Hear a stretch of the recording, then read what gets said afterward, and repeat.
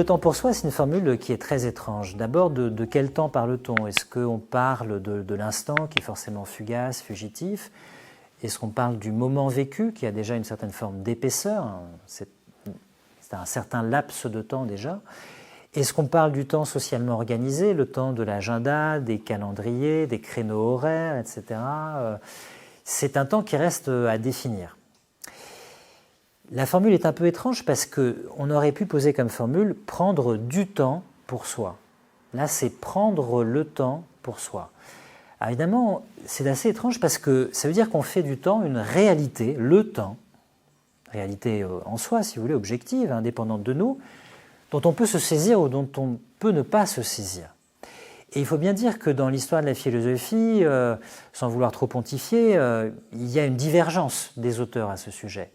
Il y a ceux qui pensent que le temps existe, le temps, indépendamment de nous, si vous voulez, indépendamment de notre rapport à lui, de notre façon de le ressentir, de notre façon de l'apprécier, de l'appréhender, qui est une réalité indépendante de nous, et d'autres qui pensent que le temps n'existe que dans la conscience humaine, voire dans l'âme humaine.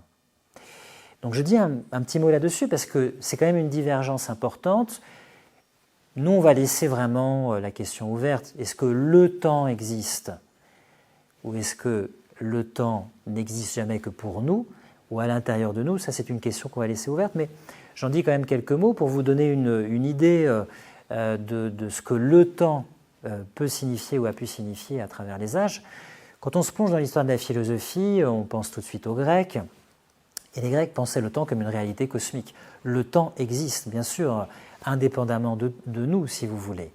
Le temps, c'est aussi même une divinité pour les Grecs qui porte le nom de Chronos, avec un H. Ce n'est pas le Chronos qui était comment dirais-je, le père de Zeus.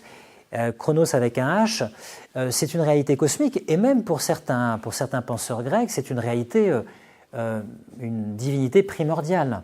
Quand on regarde du côté des pythagoriciens, alors les pythagoriciens, ce n'est pas simplement sous l'égide de Pythagore des mathématiciens tels qu'on le conçoit maintenant, c'était des penseurs qui avaient une certaine forme de spiritualité. J'allais dire le père spirituel, le maître de Pythagore qui s'appelait Phérécide, lui affirmait que le temps existait même à l'origine du monde. C'est-à-dire avant qu'il ne s'écoule, qu'il soit un flux, si vous voulez, d'instants qui se succèdent, avant qu'il soit ce continu successif où se succèdent les instants et les moments, le temps est une divinité primordiale, même qui entoure le monde, si vous voulez, avant même sa mise en forme. Ça peut paraître comme ça une conception mythique très désuète, qui nous renvoie aux narrations de l'Antiquité, aux mythes, mais en réalité, elle s'est maintenue, et même pour certains, c'est toujours le cas, elle s'est maintenue très longtemps. Je prends un exemple très célèbre. Au XVIIe siècle, quelqu'un comme Newton, Isaac Newton, qui écrit son célèbre ouvrage « Les principes mathématiques de la philosophie naturelle », vous savez, où il pose la loi de la gravitation, Newton dit « il y a un temps vrai et absolu ». Il y a un temps cosmique. Et il affirme la chose suivante, il coule uniformément. Le problème, c'est de savoir où est ce temps cosmique. C'est le temps du monde, si vous voulez. Et ça pose beaucoup de problèmes pour Newton parce qu'il faut un mouvement pour le mesurer, le temps, l'écoulement du temps. Évidemment, nous, on a l'habitude, et déjà à l'époque de Newton, bien sûr, de compter par seconde, par minute, par heure, qui sont des divisions, si vous voulez, du jour. Mais Newton savait bien qu'il y a 2 jours. Il y a 2 jours qui sont distincts. La Terre, elle tourne sur elle-même, et nous, on se trouve sur un méridien de la Terre, et ce méridien, il va retrouver son alignement avec une étoile au bout d'un peu moins de 24 heures, pourrait-on dire. Mais en même temps, la Terre se déplace par rapport au Soleil. Ça veut dire quoi? Ça veut dire que pour retrouver son alignement par rapport au Soleil, sachant qu'on se déplace, on tourne autour du Soleil, il y a un petit décalage. C'est ce qu'on appelle, l'un c'est le jour sidéral, c'est par rapport à une étoile, et l'autre c'est le jour solaire. Et donc il faut faire ce qu'on appelle une équation du temps. Et puis en plus, Newton se posait la question de savoir s'il existait dans le monde un mouvement parfaitement uniforme. Peut-être pas. Newton l'envisage, peut-être qu'il n'y a pas dans le monde un mouvement parfaitement uniforme. Pourquoi? Parce que même le mouvement de la Terre, qui nous sert à compter les heures et les minutes, il accélère. Tantôt il accélère, tantôt il décélère ou il varie, si vous voulez, de vitesse, notamment du fait des marées. Puis la Terre elle ne tourne pas à une vitesse uniforme autour du Soleil. Ce qui fait que tantôt le soleil avance un peu par rapport à midi, tantôt il retarde un peu par rapport à midi. C'est ce qui donne lieu au soleil vrai, qui est toujours décalé par rapport à ce qu'on appelle le soleil moyen. Donc vous voyez, il y a ces penseurs qui affirment, que ce soit dans la science ou dans les mythes, que le temps existe. Et puis, de l'autre côté, il y a ceux qui affirment que le temps, en fait, n'existe que dans la conscience humaine. Je cite un exemple très célèbre, c'est Augustin d'Hippone. Augustin d'Hippone, il était évêque d'Hippone, qui se trouve en Algérie. Augustin était berbère, et d'origine berbère, bien qu'il ait vécu sous l'Empire romain. Et pour Augustin, il le dit dans son livre Les Confessions, il le dit dans le livre 11 des Confessions, au début du chapitre 14, il dit finalement, dans son enquête sur le temps, il se rend compte que le temps n'existe que dans l'âme humaine, il ne s'écoule que dans l'âme humaine. Pourquoi ? Parce que toutes les choses qui existent autour de nous, elles sont toujours au présent. Une pierre, elle existe à chacun des instants au présent. Mais ce qui peut recueillir le temps, c'est une âme, si vous voulez. Et pourquoi est-ce que le temps ne coule que dans notre conscience humaine ou dans notre âme ? Parce que c'est l'âme humaine qui anticipe le futur. Le futur, c'est le présent de l'avenir, c'est ce qu'on anticipe, c'est ce qui est présent déjà dans le temps de l'attente. Et ce futur, il coule par le présent, qui est le moment de notre attention ici, et il va grossir le passé du souvenir. Et donc Augustin disait, mais finalement, le temps n'est pas à l'extérieur de nous, les choses, elles sont toujours dans un présent, si vous voulez, perpétuel. Le temps que nous appelons le futur, le présent et le passé, n'existe que dans l'âme qui peut à la fois anticiper l'avenir et se souvenir du passé. Donc vous voyez la divergence. C'est pour ça que prendre le temps pour soi, c'est très vaste et en même temps c'est un peu étrange comme formulation. Alors évidemment, prendre le temps, qu'est-ce que ça peut vouloir dire ? Parce que le temps, il est fugace, il est fugitif, est-ce qu'on peut le saisir ? Je vous ai dit que les Grecs pensaient le temps comme une divinité. Il y a la divinité Chronos dont j'ai parlé, et le temps pour les Grecs est insaisissable. Il n'est saisissable qu'à certains moments qui sont les moments où le temps nous présente une opportunité d'agir. Et l'opportunité, on la saisit, on ne la saisit pas. On prend le train, on ne prend pas le train, si vous voulez, qui passe. C'est le grand thème des occasions ratées ou des occasions manquées d'une vie. Donc le temps n'est jamais saisissable pour les Grecs, à de rares exceptions qui sont les instants qui nous donnent une opportunité d'agir ou de bien agir. Alors il y a une divinité grecque, vous pourrez aller regarder après l'atelier, là je ne peux pas vous la projeter, qui a un nom qui est moins célèbre que Chronos, qui nomme justement l'opportunité, le temps saisissable qu'on peut saisir pour agir, c'est Kairos. Alors Kairos, je vous le marque. Et je ne sais pas si vous avez déjà vu des représentations de cette divinité. Je vous la décris parce qu'elle est très étonnante, je trouve la représentation charmante. Souvent c'est un jeune homme qui a des pieds avec des ailes aux pieds, puisque l'occasion est fugitive, le temps de l'action, le temps de l'opportunité effectivement est fugace. Il a aussi des ailes dans le dos, il porte une balance qui tient, souvent elle n'est pas en équilibre, elle penche d'un côté ou d'un autre. Pourquoi ça ? Parce que le temps des opportunités, c'est le temps où tout peut basculer. Prendre le temps, se saisir de l'occasion, c'est le moment où une vie peut changer. Et il a quelque chose de très étonnant, il porte une mèche sur le devant et une tonsure à l'arrière, il n'y a pas de cheveux à l'arrière. Ça veut dire quoi ? Ça veut dire que quand l'occasion se présente à nous, il faut la prendre quand elle se présente. Quand elle est passée, quand elle nous tourne le dos, on peut essayer de la prendre comme par les cheveux, mais on ne va pas réussir à la saisir. Et vous avez cette même représentation très tard dans l'histoire de la pensée. Vous l'avez encore chez Machiavel, par exemple. Machiavel, il écrit un célèbre poème sur l'occasion. Lui, il féminise, si vous voulez, l'opportunité, Machiavel, et il la représente comme une jeune femme qui a une mèche sur le devant, une tonsure à l'arrière, des ailes aux pieds, puis un dialogue qui s'instaure dans la poésie qu'il écrit entre lui et ce qu'il appelle l'occasion. Et l'occasion lui dit à la fin, puisqu'il la questionne, pourquoi portes-tu cette mèche ? Pourquoi n'as-tu pas de cheveux derrière ? Pourquoi portes-tu des ailes, etc. Et à la fin, l'occasion lui dit mais en me parlant, tu n'as pas vu que je me suis enfui, je viens de passer. Tison sfugit ad allemani, je viens de m'enfuir. Donc prendre le temps, pour les Grecs, c'est possible, mais au sens de saisir l'occasion. Puis il y a une dernière partie qui est pour soi. Je vais en finir par là le préambule, puis après je vais commencer par vous poser des questions. Nous, on va prendre la question au sens large. prendre le temps, c'est pas simplement se saisir de l'opportunité, c'est peut-être ralentir, peut-être arriver à arrêter le flot de nos activités quotidiennes, peut-être aussi se poser. Bonsoir, on va en parler ensemble. Vous pouvez vous installer là devant.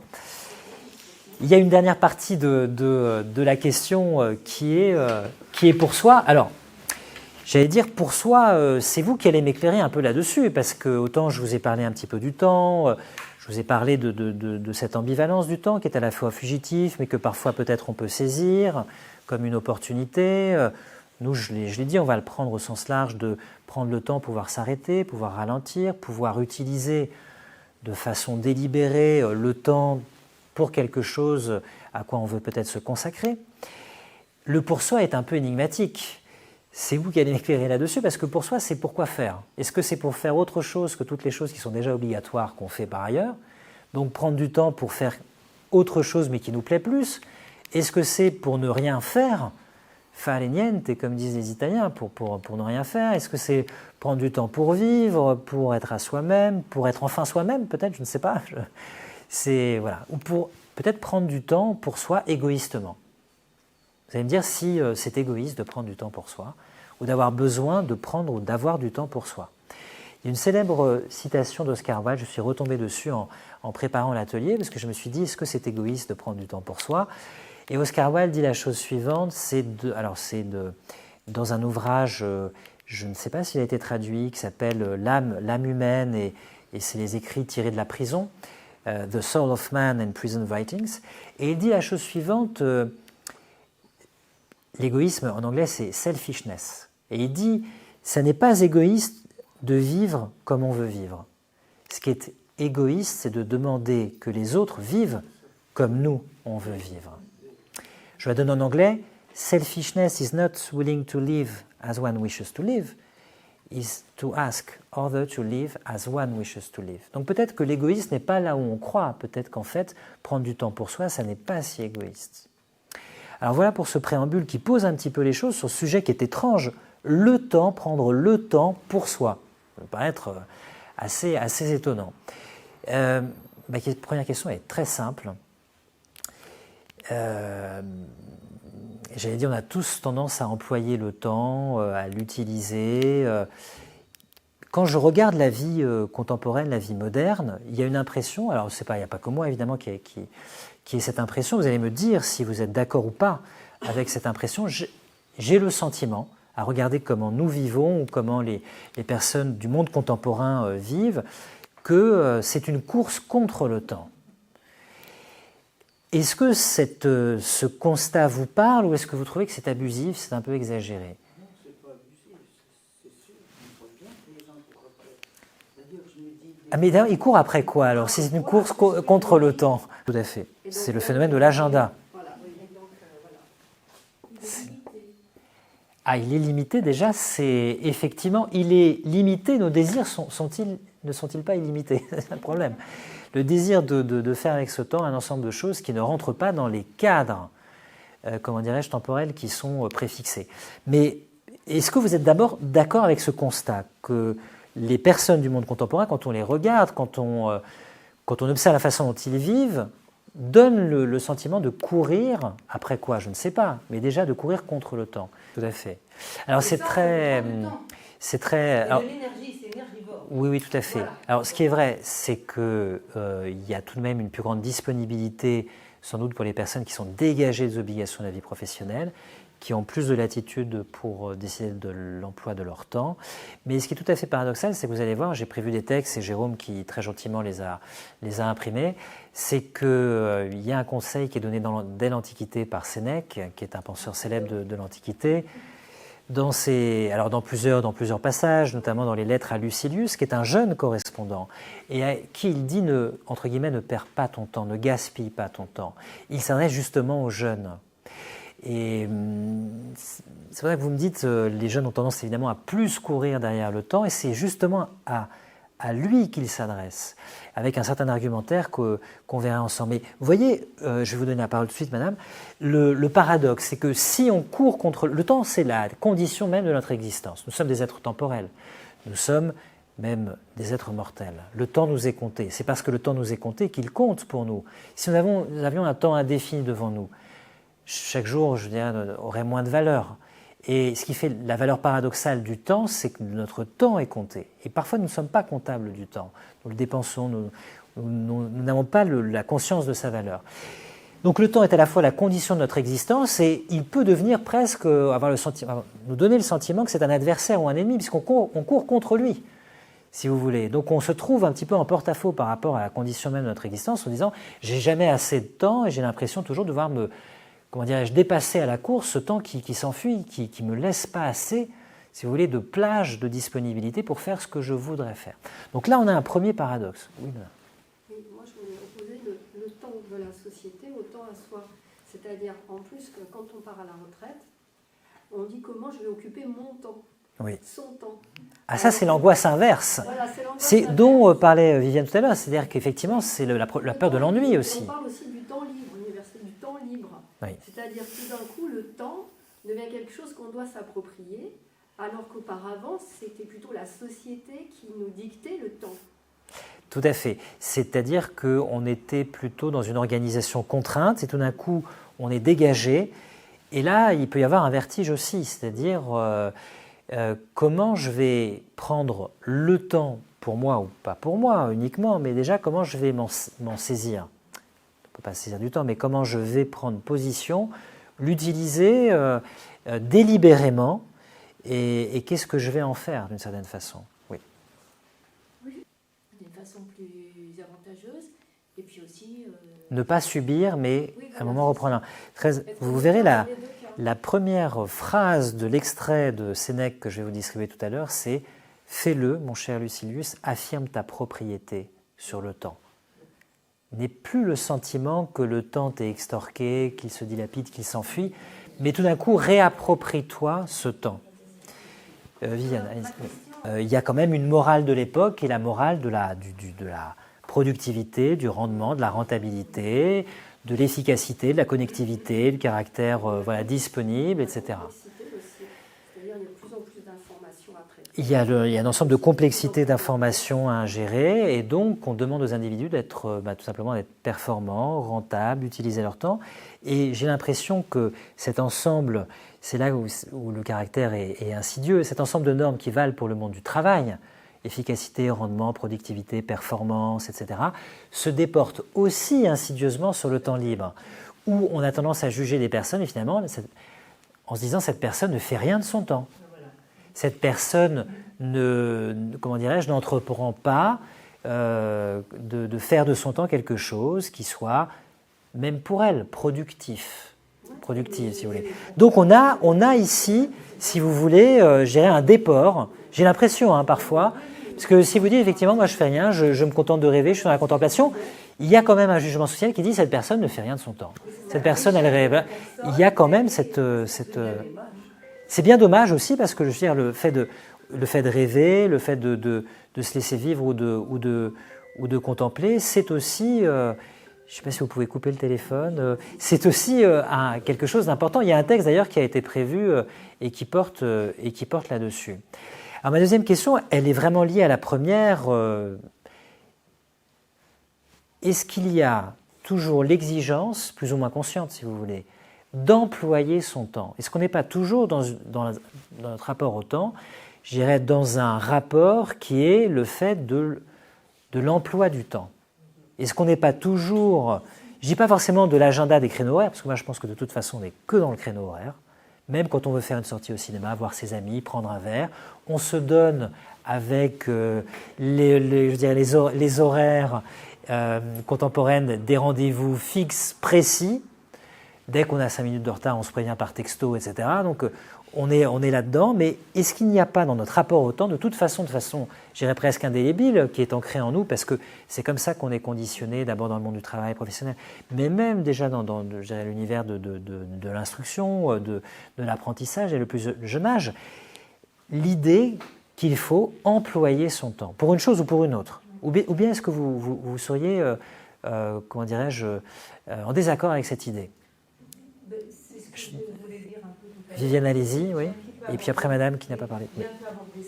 Il y a un jeu sur la valeur des personnes qui est de leur consacrer un temps plus ou moins grand, qui est une façon de signifier l'importance qu'ils ont pour vous, effectivement. Si vous n'avez que 5 minutes pour quelqu'un, ah ouais, la personne est peut-être très occupée, mais en même temps, c'est une façon de vous dire que la personne a d'autres priorités, si vous voulez. Alors, madame, quel est votre prénom? Sylvia. Sylvia. Oui, par rapport à ce que vous avez dit tout à l'heure sur le fait qu'on se sentirait peut-être obligé d'employer son temps. Oui, d'en faire quelque chose. Oui, de faire quelque chose de son temps.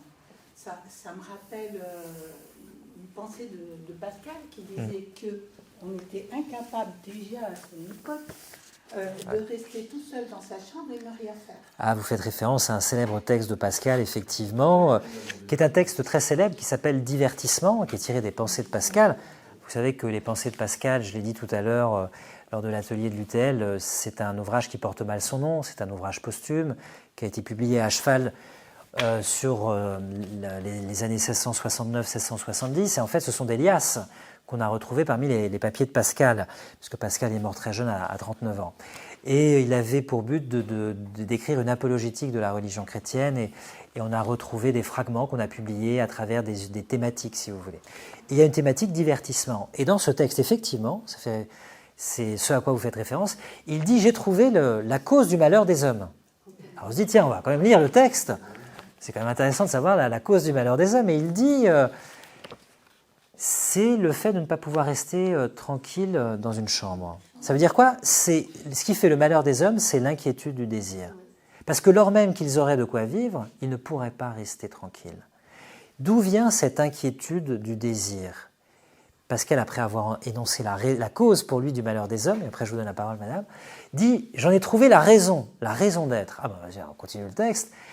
Et pour Pascal, alors je dirais que c'est une grande explication de l'histoire de la philosophie. À mon sens, elle n'est pas exhaustive.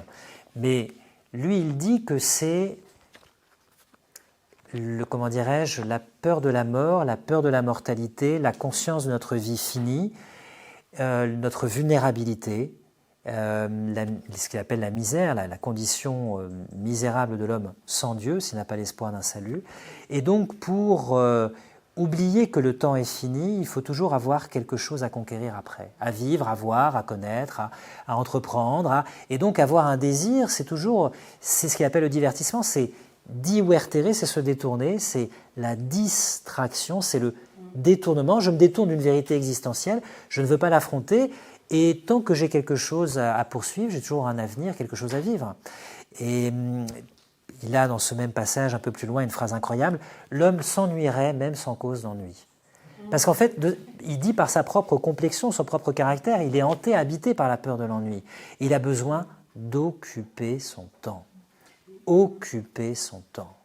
Alors, occuper son temps, c'est une chose, l'employer, c'est lié, mais c'est aussi l'idée qu'il faut que j'utilise mon temps pour en faire quelque chose. Alors, madame, vous vouliez... Ah, pardon. Allez-y.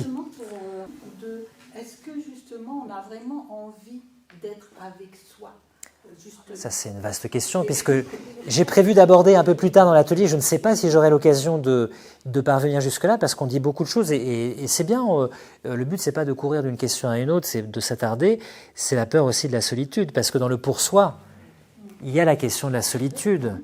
Et au sujet de la solitude, je ne sais pas si j'aurai l'occasion d'en parler, donc je dis maintenant la distinction. Il y a une très belle parce que très juste, distinction qui est faite par Hannah Arendt dans Les origines du totalitarisme. Et dans la troisième partie, elle dit il faut distinguer la solitude, qui peut être une compagnie, on peut être, comment dirais-je, être un ami avec soi-même, être une compagnie avec soi-même. La solitude, l'isolement, en anglais c'est isolation, la solitude, l'isolement, l'isolement, c'est le fait de se sentir seul. C'est, attendez, je finis, c'est loneliness, et après il y a la désolation.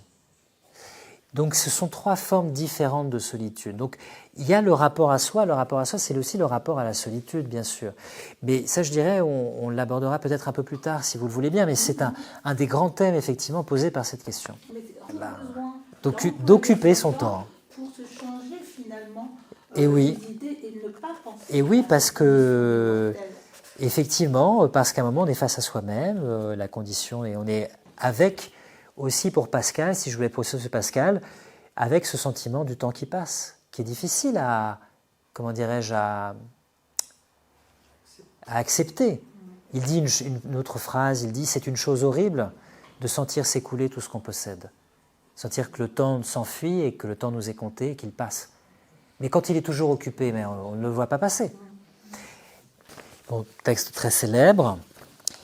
« Fais-le, mon cher Lucilius, affirme ta propriété sur toi-même et le temps que jusqu'ici on t'enlevait, on te soutirait ou qui t'échappait.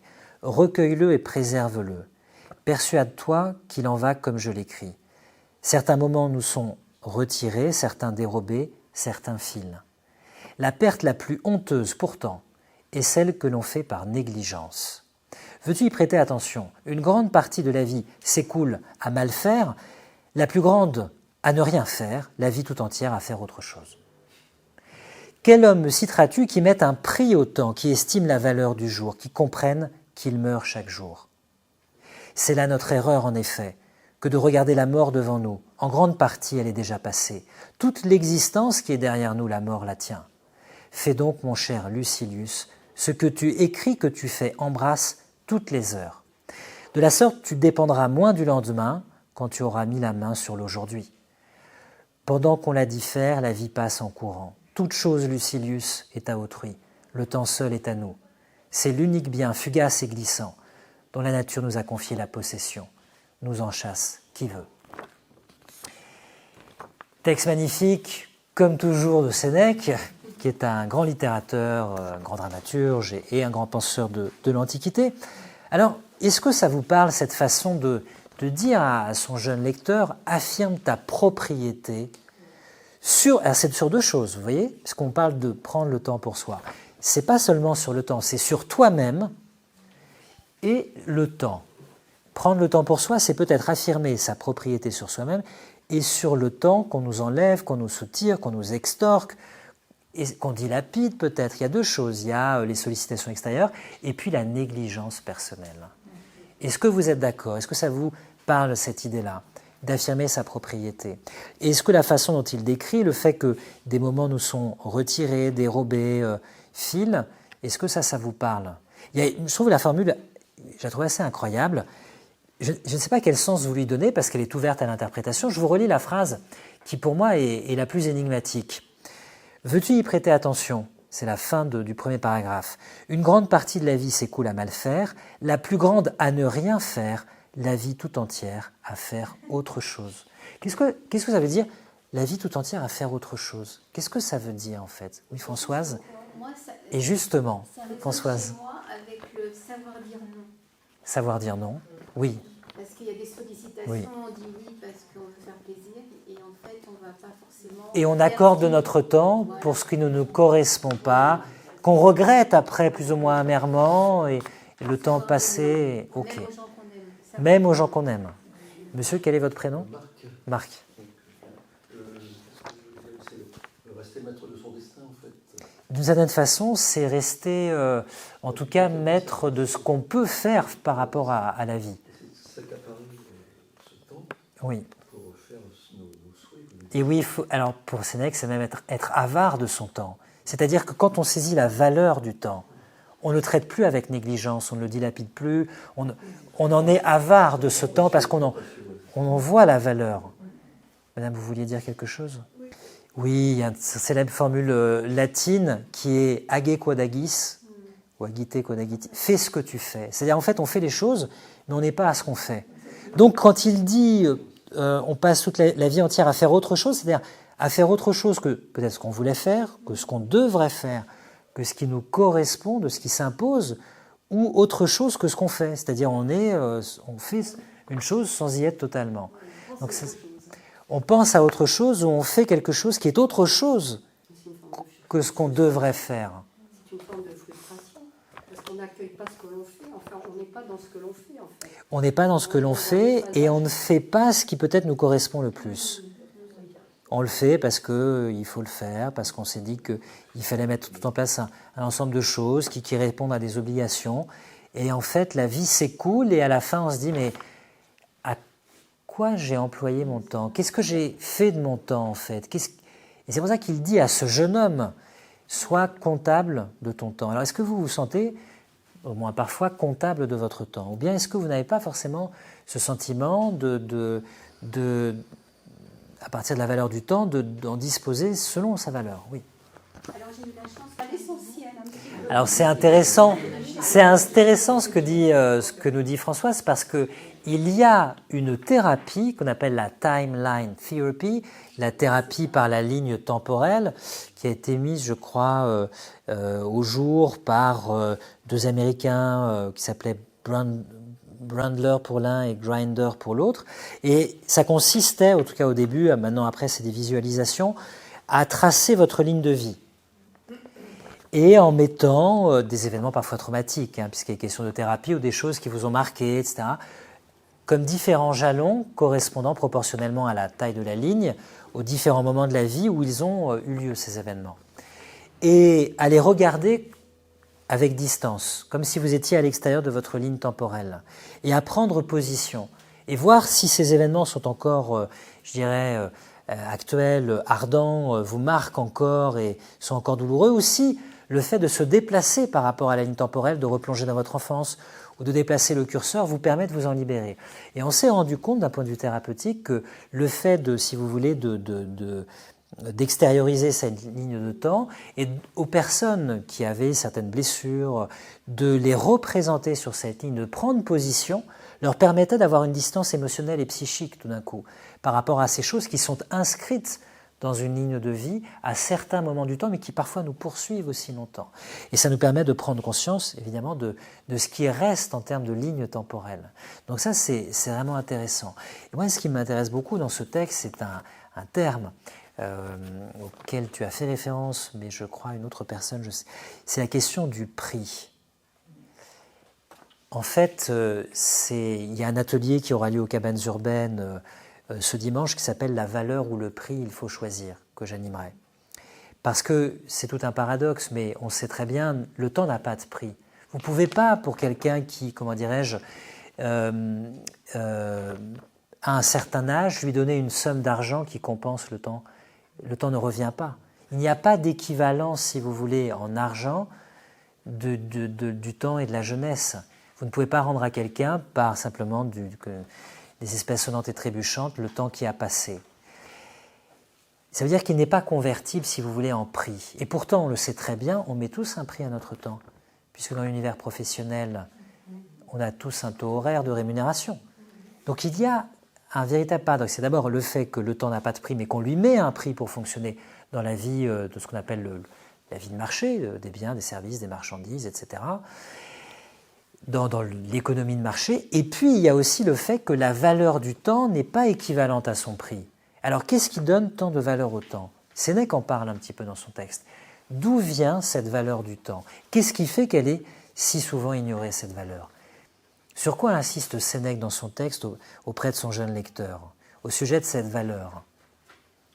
La mort. La mort qui, illusoirement, est conçue comme devant nous, alors qu'une partie de ce qui est passé est déjà mort au sens de révolu. Oui, Marc. Juste une question. Est-ce qu'on a une idée de l'espérance de vie à l'époque de Sénèque? Alors c'est très étonnant, c'est très intéressant cette question, parce que il faut distinguer l'espérance de vie de la longévité. Je vais peut-être vous surprendre, la longévité dans l'Antiquité n'était pas moins grande que maintenant.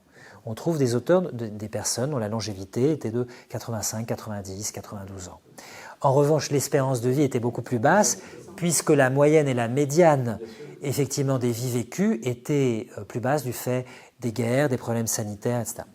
Et surtout de la mortalité infantile, qui fait baisser beaucoup, peut-être plus qu'on ne le pense, et aussi les épisodes épidémiques. Donc, je dirais, la longévité pouvait être très, très grande. L'espérance de vie, elle était beaucoup plus courte. Alors, à l'époque de Sénèque, qui est le premier siècle de notre ère. Je ne veux pas dire de bêtises, il faudra demander à des historiens spécialistes de la Rome antique qui pourraient vous répondre, mais elle n'était pas si grande que ça. Cela étant dit, vous voyez, Sénèque, il est mort à plus de 60 ans, et il est mort d'un suicide obligé. C'est que Néron, dont il avait été le précepteur, il a fait comprendre qu'il fallait quitter la scène. Donc, bon, voilà. Mais il aurait pu vivre plus âgé, de cette façon.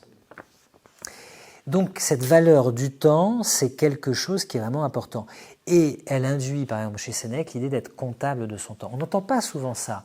L'idée que le temps a une valeur, que la valeur du temps n'est pas équivalente au prix où il est payé. Il ne faut pas simplement réduire le temps à ça. Et l'idée qu'il faut aussi, en concevant la valeur du temps, peut-être être économe de son temps et ne pas la dilapider. Ce qui est même une troisième question. Est-ce qu'on peut perdre son temps ?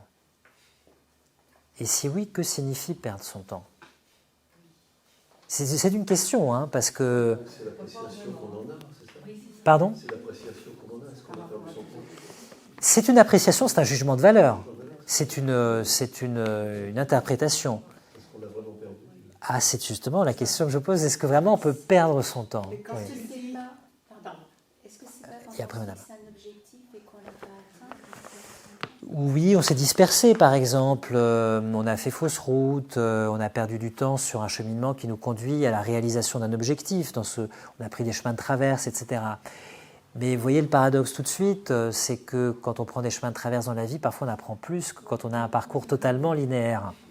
Et ce qu'on croit être du temps perdu sur le chemin, en fait, c'est souvent une expérience qui va nous servir à tirer des leçons sur la vie. Perdre son temps.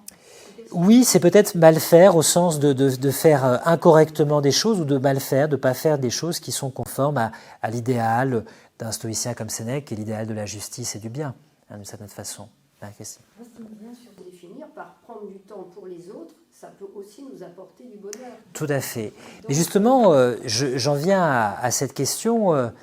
On a parlé de la course contre le temps, on a parlé de l'emploi du temps, on a parlé de la valeur du temps, de la négligence vis-à-vis de la valeur du temps, de notre propriété ou pas sur le temps, de se sentir responsable du temps qui est le nôtre, du fait qu'il est compté. Et il y a la question, je dirais, de ce à quoi le temps est dévolu. Alors le pour soi, c'est quoi du temps pour soi en fait ? Qu'est-ce qu'on fait quand on a du temps pour soi ? Ou pourquoi est-ce qu'on prend du temps pour soi ? Quels sont les, comment dirais-je, pas les objectifs, ce serait réducteur de dire ça, mais quelles sont les vocations du temps qui est employé pour soi ? Se reposer entre deux activités, plusieurs plaisirs. Se reposer, Faire du sport. se faire plaisir. Alors ça inclut toutes les variations, notamment le sport par exemple aussi par exemple. Le sport, il y a aussi une dimension de santé, donc entretenir sa santé. Oui, vous me disiez ? Se connaître. L'introspection, se connaître. À s'apporter de la joie, de la tranquillité, La question de la quiétude, réfléchir. de la sérénité, du temps de l'introspection, de la réflexion. Ce qu'on disait au début, devenir égoïste. Ah. C'est quoi qu'est-ce qui est égoïste quand on prend du temps pour soi ? Qu'est-ce qui est égoïste ? Parce que est-ce que c'est le temps qui est le nôtre, il est dû aux autres ? Je ne sais pas, Non mais c'est une question, hein ? Et en fait, c'est un défaut, c'est que si du coup, on est du coup très heureux de tout ce temps qu'on se consacre, etc., mais du coup, ça rejaillit sur les autres. Quand on est heureux, automatiquement, ça rejaillit. Oui, ce qu'on pense être, on en parlait tout à l'heure, même dans l'autre atelier.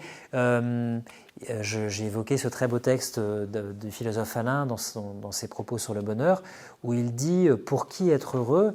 Et il dit finalement le plus beau serment d'amour qu'on puisse faire à quelqu'un, c'est de lui promettre d'être heureux. Parce que quelqu'un qui nous aime va forcément être heureux du fait qu'on est heureux. Et donc, ce n'est pas du tout égoïste d'être heureux. D'abord, Alain dit c'est très difficile. Ça demande beaucoup de travail, d'implication.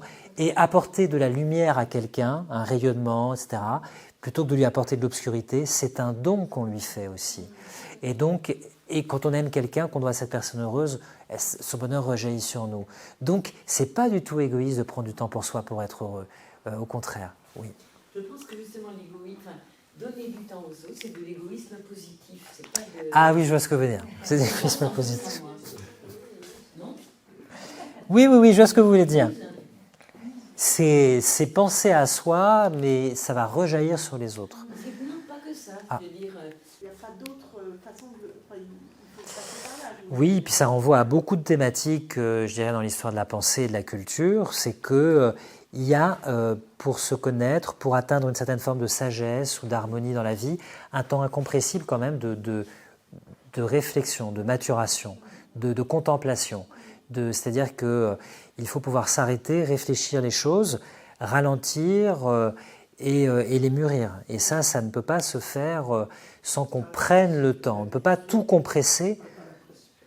Ça ne peut pas être dans la précipitation. Il y a une très belle phrase de Sénèque, non pas dans les Lettres à Lucilius, mais dans un petit ouvrage qui s'appelle « De la brièveté de la vie » que je vous ai apporté, ici, « De brevitate vitae », où il dit dans le chapitre 7 « Rien n'est moins l'affaire des gens affairés que de vivre ».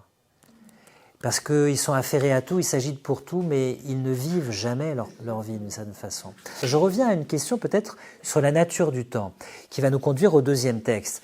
Est-ce que c'est le temps qui nous fuit, ou bien est-ce que c'est nous qui avons tendance à fuir le temps, à nous fuir nous-mêmes, à ne pas affronter cette question du temps qui passe ou qui s'écoule?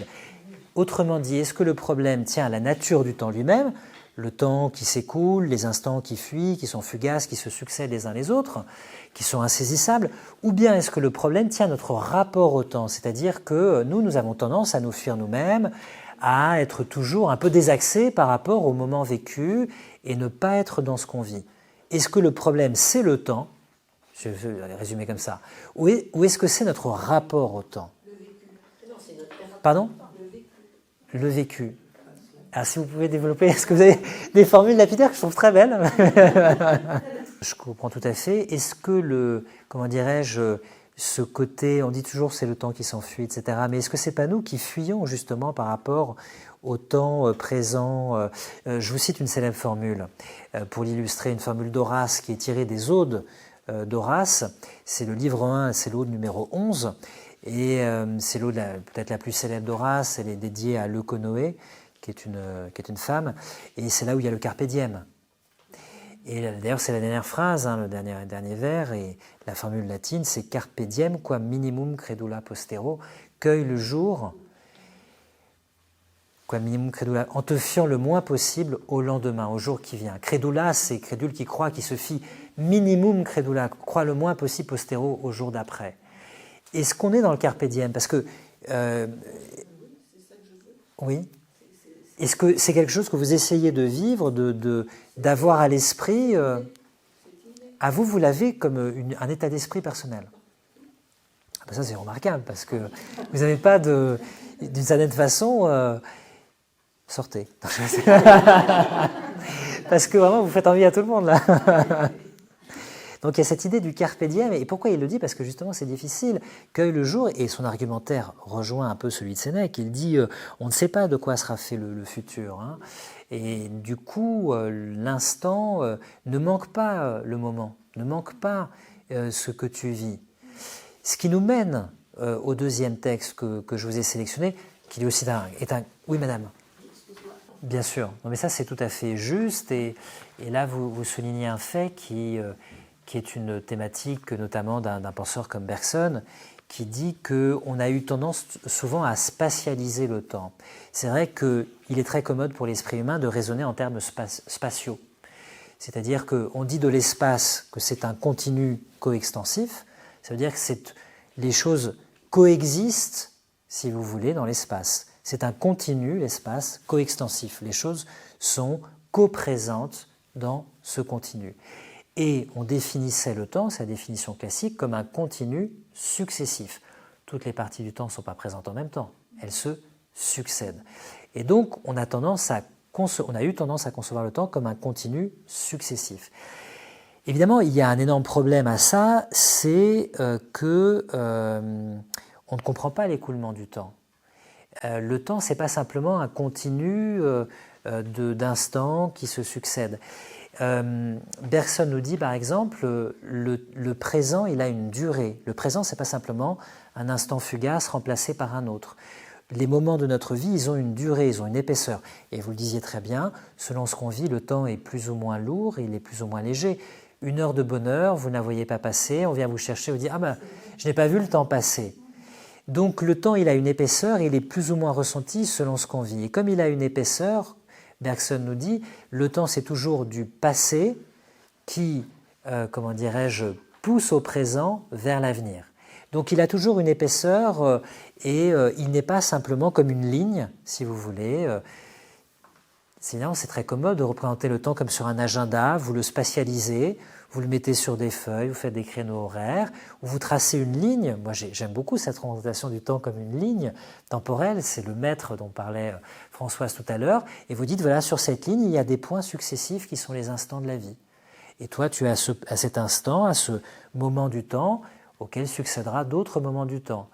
Mais... On attend quelque chose à ce moment-là. Pardon ? On attend quelque chose à ce moment-là. Non, pas forcément, c'est la façon de concevoir le temps, si vous voulez, en le spatialisant. On ne sait pas si demain existera. Alors, en plus, on ne sait pas si demain existera, on ne sait pas si la ligne va se prolonger. Non, mais je dirais, on peut penser que la ligne, un petit peu en pointillé, peut se prolonger, si vous voulez. On fait comme si elle se prolongeait. Oui, on fait comme si elle pouvait se prolonger, on n'a jamais l'assurance, bien sûr. Mais ce que je vous dis, c'est, dans la façon de le concevoir, on peut soit le concevoir sous la forme d'un espace, le temps, et c'est d'une certaine façon le trahir. Et le concevoir comme une durée. Et là, la durée, on est tous sensibles à la durée d'une façon différente. On ne peut pas la spatialiser. Vous voyez, c'est très différent. On est toujours dans le présent. On est à chaque fois dans le présent, On pour nous-mêmes. On est toujours dans le présent. Alors, là, c'est un vaste thème parce que j'ai cité tout à l'heure au début, j'ai fait un petit préambule, j'ai cité Augustin d'Hippone. Et je vous ai cité son analyse très brièvement parce que j'en ai fait un résumé. Mais Augustin, vous savez, c'est celui qui dit « le temps n'existe que dans l'âme, que dans la conscience humaine ». À l'extérieur, les choses sont d'instant en instant ce qu'elles sont. Elles n'ont pas en elles l'écoulement du temps, elles ne le vivent pas, si vous voulez. Et ce qu'Augustin nous dit, c'est que l'âme, elle vit le passage du temps parce qu'elle est capable d'anticiper l'avenir, de sentir le présent dans l'attention et, comment dirais-je, d'avoir la mémoire ou le souvenir du passé. Et Augustin dit, le temps, c'est toujours du présent, mais il y a le présent de l'avenir qui est l'attente, le présent du présent qui est l'attention, et le présent du passé qui est le souvenir. Donc quand quelque chose vous revient à la mémoire, c'est toujours présent à votre esprit. Mais c'est, comment dirais-je, un présent, ce passé c'est un ancien présent, c'est un présent qui s'est survécu, si vous voulez. Donc vous voyez, il y a cette thématique qui me permet de revenir à la question que je vous ai posée, c'est est-ce que le problème, c'est le temps qui s'enfuit ou nous qui cherchons d'une certaine façon à fuir le temps ou nous fuir nous-mêmes? Ça nous a amené progressivement à ce thème de la solitude. Je vous ai sélectionné un texte, un classique parmi les classiques, c'est un extrait des Pensées de Pascal. Vous allez me dire ce que vous en pensez, si vous trouvez le texte de Pascal pertinent ou pas. Je vous le lis. Nous ne tenons jamais au temps présent, nous anticipons l'avenir comme trop lent à venir, comme pour hâter son cours, ou nous rappelons le passé pour l'arrêter comme trop prompt. Si imprudents que nous errons dans les temps qui ne sont pas nôtres, et songeons ou pensons, je ne sais jamais si c'est le songeons, et pensons point au seul qui nous appartient, et si vain que nous songeons à ceux qui ne sont rien, et échappons sans réflexion le seul qui subsiste. Est-ce que ce diagnostic de Pascal vous parle? Nous ne tenons jamais au temps présent, nous anticipons l'avenir comme trop loin à venir, ou nous rappelons le passé pour l'arrêter comme trop prompt. Est-ce que vous êtes d'accord sur le diagnostic ou pas? Oui, donc on a tendance, et alors ça c'est la méditation qui nous ramène justement au présent pour être sur un plan contemplatif, parce que quand on est dans la projection ou dans l'action, on est toujours un peu diverti de nous-mêmes, et le présent, c'est le présent, comment dirais-je, qui nous sert à nous projeter vers ce qu'on va faire, et donc on l'escamote un peu forcément. J'allais dire, c'est une force de savoir ne rien faire, mais ça n'est pas ne rien faire que de méditer, que de se poser, que d'être attention à ses propres émotions, à ce qu'on appelle un peu la météo intérieure, etc. Et c'est une façon déjà de se ressentir, de ne pas être tout le temps happé, comment dirais-je, par les sollicitations, l'extériorité, pour travailler un peu son intériorité, c'est-à-dire être un peu à soi-même. Alors je vais me permettre de sauter quelques lignes, parce que je vais y revenir tout après, et je vais passer tout de suite au second paragraphe de ce texte très célèbre. Que chacun examine ses pensées, il les trouvera tout occupées au passé et à l'avenir, nous ne pensons presque point au présent. Et si nous y pensons, ce n'est que pour en prendre la lumière, pour disposer de l'avenir. Le présent n'est jamais notre fin, le passé et le présent sont nos moyens, le seul avenir est notre fin. Et phrase peut-être la plus célèbre. Ainsi nous ne vivons jamais, mais nous espérons de vivre et nous disposons toujours à être heureux. Il est inévitable que nous ne le soyons jamais. C'est très dur, mais en fait, oui, c'est très radical. Mais qu'est-ce qu'il nous dit passé le diagnostic où il nous dit le présent n'est jamais notre fin, on utilise le présent pour se projeter vers quelque chose ou pour rappeler à nous quelque chose avant de voir la raison qu'il énonce un peu précédemment. Si on part de ce diagnostic, la conséquence qu'il en tire, je vous redis la phrase, ainsi nous ne vivons jamais mais nous espérons de vivre et nous disposons toujours à être heureux, il est inévitable que nous ne le soyons jamais. Qu'est-ce qu'il nous dit par cette dernière phrase au sujet du bonheur ? Nous existons au présent, mais nous ne vivons pas le temps de notre propre existence. C'est-à-dire nous sommes désaxés. Le temps de notre existence, c'est le présent, mais nous ne vivons pas dans le présent de notre existence. Nous vivons dans un avenir anticipé, dans une rétrospection, dans le moment d'après, dans l'action qu'on veut faire juste après. Et donc, on ne peut être heureux qu'au moment où on est, et on n'est qu'au présent. Et donc, si on manque le présent, on ne peut pas être heureux d'une certaine façon. Françoise, oui. Mais effectivement, je disais tout à l'heure un petit peu, pour répondre à Françoise, qui disait finalement il y a des gens qui prennent plus de plaisir à préparer, anticiper le voyage qu'à le vivre. C'est pour ça que ça m'a fait penser à ce proverbe sur l'amour, le meilleur moment de l'amour, c'est quand on monte l'escalier. Mais en fait, c'est plus profond que ça. Il y a une célèbre réflexion de Rousseau là-dessus. On la trouve dans son roman La Nouvelle Héloïse. Julie ou La Nouvelle Héloïse, je crois que c'est dans la 6e partie, c'est Madame de Volmar, Julie, qui s'est mariée, qui a tout pour être heureuse. Elle a un mari, des enfants, elle vit très bien, etc. Et elle dit cette phrase, le bonheur m'ennuie. Ça veut dire quoi ? Ça veut dire que finalement, et elle dit, dans cette lettre, elle écrit « Malheur », c'est très célèbre en philosophie, on voit souvent ce texte, « Malheur à qui n'a plus rien à désirer ». Il perd malheur à qui n'a plus rien à désirer, il perd pour ainsi dire tout ce qu'il possède, on jouit moins de ce qu'on obtient que de ce qu'on espère, et l'on est heureux qu'avant d'être heureux. Pourquoi est-ce qu'elle dit ça ? Parce qu'elle dit, quand on a tout ce qu'on a désiré, qu'on n'a plus rien à désirer, qu'il n'y a plus rien de désirable si vous voulez, il n'y a plus de fantasme, il n'y a plus d'attente, il n'y a rien d'intrigant, il n'y a plus d'excitation, il n'y a plus d'attente. Et ce qu'elle dit, alors la formule est tout à fait paradoxale au sujet du rapport au temps et au bonheur. On jouit moins de ce qu'on obtient que de ce qu'on espère. On jouit moins de ce qu'on obtient que de ce qu'on espère. Malheur à qui n'a plus rien à désirer. Il perd, pour ainsi dire, tout ce qu'il possède. Alors c'est tellement paradoxal parce qu'on se dit, quand on attend de connaître quelqu'un ou d'avoir une chose qu'on a longtemps désirée, ou une situation, ou je ne sais pas, sur le plan professionnel, ou etc. Enfin, on peut imaginer toutes les situations qu'on désire ardemment. On pourrait se dire le moment où on les possède, c'est au moment où on les a.